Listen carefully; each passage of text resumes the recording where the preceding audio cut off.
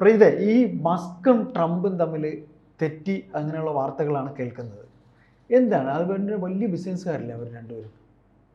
അവര് തെറ്റി എന്നുള്ളതിനപ്പുറം അതെങ്ങനെ അമേരിക്കയെ ബാധിക്കുന്നു എന്നുള്ളതാണ് അല്ലെ ചേട്ടൻ ഉദ്ദേശിച്ചത്? തീർച്ചയായിട്ടും സാമ്പത്തികമായിട്ടൊക്കെ. അതെ, അമേരിക്ക, അതായത് ട്രംപിന്റെ വാലെ തൂങ്ങിയായിട്ട് എന്ന് വേണമെങ്കിൽ പറയാം, അല്ലെങ്കിൽ ട്രംപ് മസ്കിനെ വാലെ തൂക്കിയായിട്ട് വെച്ചതാണോ എന്നുള്ള സംശയമാണല്ലോ ഉള്ളത്. പ്രായ വ്യത്യാസമുണ്ട്.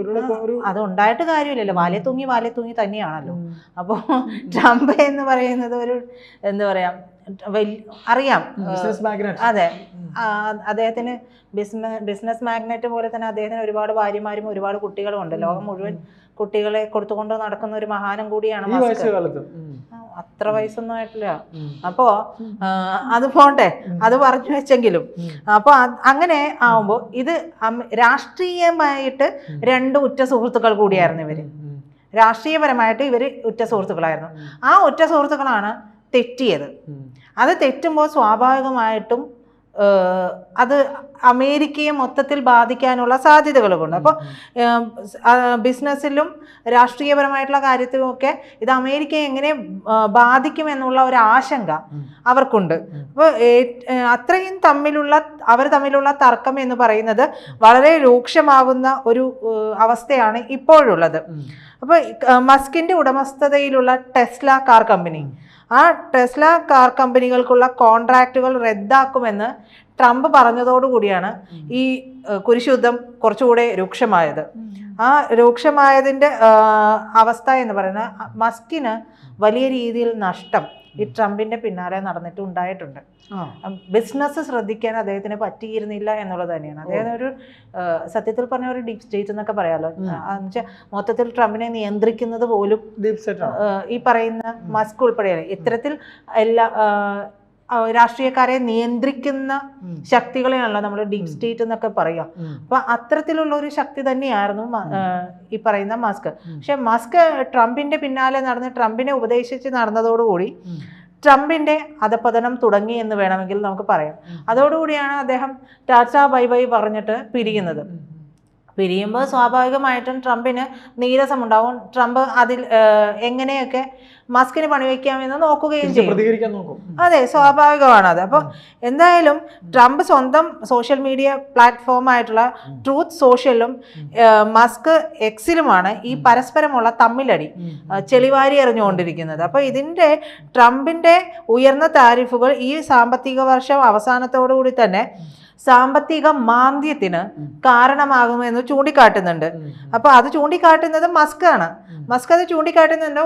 ഒരു പരിധി വരെ അത് ശരിയുമാണ്. അതിനെ നമുക്ക് തെറ്റെന്ന് പറയാൻ പറ്റില്ല. അപ്പൊ രാജ്യത്തിന്റെ ബജറ്റിലെ പണം ലഭിക്കാനുള്ള എളുപ്പ വഴി ഇലോൺ മസ്കിന് നൽകി വരുന്ന സബ്സിഡികളും കോൺട്രാക്റ്റുകളും റദ്ദാക്കുകയാണെന്നാണ് ട്രംപ് തുറന്നടിച്ചത്. അപ്പോൾ വൈദ്യുതി വാഹനങ്ങളിൽ ഈ ടെസ്ലയ്ക്ക് അനുവദിച്ചു വരുന്ന ഇളവുകൾ ഇല്ലാതെയാകുമെന്ന ഭയം കൊണ്ടാണ് മസ്ക് ഇതിനെ എതിർക്കുന്നത് എന്നുള്ളത് മസ്കിന്റെ വാദത്തെ എതിർത്തുകൊണ്ട് ട്രംപ് പറയുകയാണ്.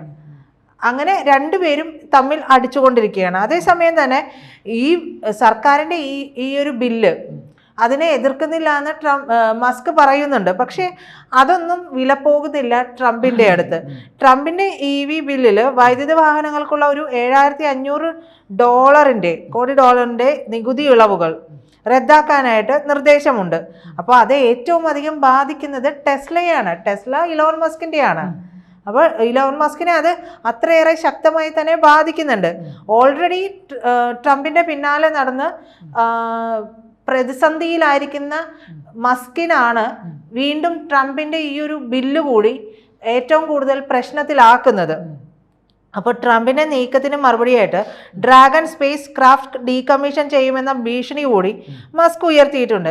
അപ്പോൾ ബഹിരാകാശ യാത്രകൾക്കൊക്കെ വേണ്ടിയിട്ട് നാസ ആശ്രയിക്കുന്ന പ്രധാന ഒരു വാഹനമാണ് ഈ പറയുന്ന ഡ്രാഗൺ സ്പേസ് ക്രാഫ്റ്റ് എന്ന് പറയുന്നത്. അത് അത്തരം കാര്യങ്ങളിലെല്ലാം മസ്കിലാണല്ലോ ഇതുള്ളത്. അതുകൊണ്ട് അപ്പോൾ ഈ അസ്വാരസ്യങ്ങൾ ഇന്നോ ഇന്നലെയോ തുടങ്ങിയതല്ല. കഴിഞ്ഞ ഫെബ്രുവരിയിൽ തന്നെ ഇവർ തമ്മിലുള്ള ഒരു അടി തുടങ്ങിയിട്ടുണ്ട്. അത് ഇൻഹൗസ് തുടങ്ങിയതുകൊണ്ട് പുറമേക്ക് വരാൻ കുറച്ച് കാലതാമസം എടുത്തു എന്നുള്ളത് മാത്രമാണ് നമ്മൾ മനസ്സിലാക്കേണ്ടത്. അപ്പോൾ ഈ പ്രസിഡന്റ് തിരഞ്ഞെടുപ്പ് ഉണ്ടായല്ലോ, ആ തിരഞ്ഞെടുപ്പ് ട്രംപിന്റെ പ്രധാന സാമ്പത്തിക ശക്തി എന്ന് പറയുന്നത് മസ്ക് ആണ്. അപ്പോൾ ആ മസ്കിന് പ്രധാന പദവി തന്നെ ട്രംപ് അധികാരത്തിൽ വന്ന ശേഷം നൽകിയിട്ടുമുണ്ട്. അതാണ് ട്രംപ് പോകുന്നിടത്ത് ഈ പറയുന്ന വിക്രമാദിത്യനും വേതാളം എന്ന് നമ്മൾ പറയുന്നത് പോലെ ട്രംപ് പോകുന്നിടത്ത് എല്ലാം ഇങ്ങനെയും ഉണ്ടാവും, ഈ മസ്കും ഉണ്ടാവുമായിരുന്നു. അപ്പോൾ ഇതെല്ലാം തന്നെ ട്രംപിനുള്ള മറുപടി, ട്രംപ് പറയേണ്ട മറുപടി പോലും ഒരു ഘട്ടത്തിൽ മസ്ക് പറഞ്ഞിരുന്നു, അല്ലെങ്കിൽ മസ്കിന്റെ മറുപടിയാണ് ട്രംപ് പറയുന്നത് എന്നുള്ളതൊക്കെയും അങ്ങനെയൊക്കെ ഉണ്ടായിരുന്നു. എന്നാൽ ട്രംപിന്റെ ആദ്യ ക്യാബിനറ്റ് മീറ്റിംഗ് ഫെബ്രുവരിയിൽ നടന്നതിന് ശേഷം ഈ മസ്കും ട്രംപും തമ്മിൽ അസ്വാരസ്യങ്ങൾ ഉണ്ടായിരുന്നു എന്നുള്ള വിവരങ്ങളൊക്കെ പുറത്തു വരാൻ തുടങ്ങി.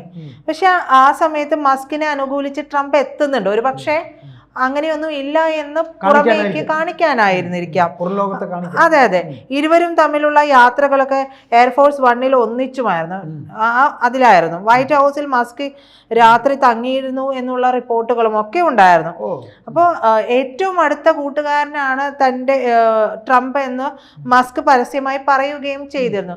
പക്ഷേ ഈ അടുത്ത് പറഞ്ഞു എന്നുള്ളതിൽ എത്രമാത്രം കാര്യമുണ്ട് എന്നുള്ളത് നമ്മൾ ശ്രദ്ധിക്കേണ്ടി വരും. കാരണം പല സുഹൃത്തുക്കളും പിന്നീട് ശത്രുക്കളാവുന്ന കാഴ്ച നമ്മൾ അല്ലാത്ത ലൈഫിൽ പോലും കാണുന്നതാണ്.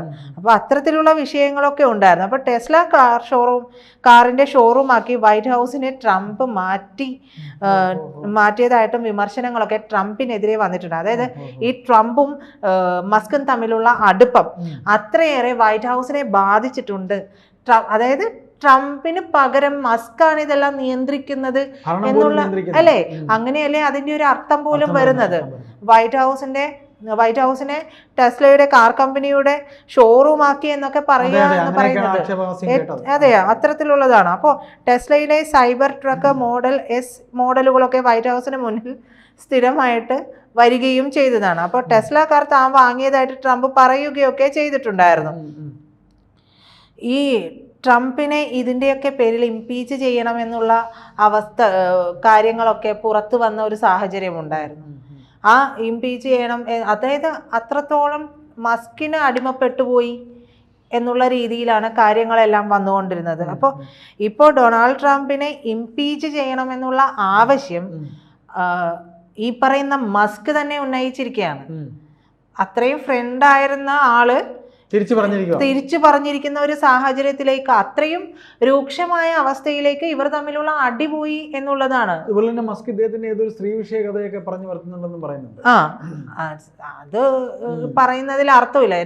ഏതാണ്ട് എല്ലാം ഒരേപോലെ ഒരേ നുഖത്തിൽ കെട്ടാവുന്നത് എന്നൊക്കെ പറയേണ്ടി വരും. മസ്കിന് പ്രായം ചെറുതല്ലേ, വലിയ പ്രായമില്ലാത്തൊരു ആളല്ലേ? അത്യാവശ്യം പ്രായമുണ്ട്. അപ്പോൾ ഇത്രയും രൂക്ഷമായി ഇവരുടെ പ്രശ്നം വന്നതോടുകൂടി ഈ പറയുന്ന പോലെ ട്രംപ് നന്ദിയില്ലാത്ത നേതാവാണ് എന്ന് വരെ മസ്ക് പറഞ്ഞു. അടയും ചക്കരയും പോലെ ഇരുന്നേച്ച ആളുകളാണ്, അവസാനം ഇടഞ്ഞു. അത് കുറേയൊക്കെ ഈ പറയുന്നത് പോലെ ട്രംപിന്റെ വെളിവില്ലായ്മ കൊണ്ടാണോ അത് മസ്കിന്റെ സത്യത്തിൽ ലോകത്തിന് മനസ്സിലാവാത്തൊരു കാര്യമാണത്. എന്തിനാണ് ഇവർ തമ്മിലടിക്കുന്നത് എന്തിനാണ് എന്നുള്ളതല്ല, ഇവർക്കിടയിലെ ഈ വിഷയം എന്താ പറയാ, നാട്ടുകാർക്ക് പറഞ്ഞ് രസിക്കാനുള്ള, ലോകരാജ്യങ്ങൾക്കൊക്കെ പറഞ്ഞ് ചിരിക്കാനുള്ള ഒരു വിഷയമായി മാറി. പക്ഷെ ഇതെല്ലാം ബാധിക്കുന്നത് അമേരിക്ക എന്ന് പറയുന്ന രാജ്യത്തെയാണ്. ആ രാജ്യത്തെ സാമ്പത്തിക മാന്ദ്യത്തിലേക്ക് ഇതെല്ലാം കൊണ്ടുപോകുന്നുണ്ട്. ട്രംപിന്റെ ഈ താരിഫ് നയങ്ങൾ ഉൾപ്പെടെ, മസ്കിന്റെ ഈ പിന്മാറ്റം ഉൾപ്പെടെ, ഇതെല്ലാം തന്നെ അമേരിക്കയെ സാമ്പത്തിക വളർച്ചയെ ബാധിക്കുന്നുണ്ട്. അത് ഈ രണ്ടുപേരും മനസ്സിലാക്കിയാൽ ട്രംപിന് കൊള്ളാം.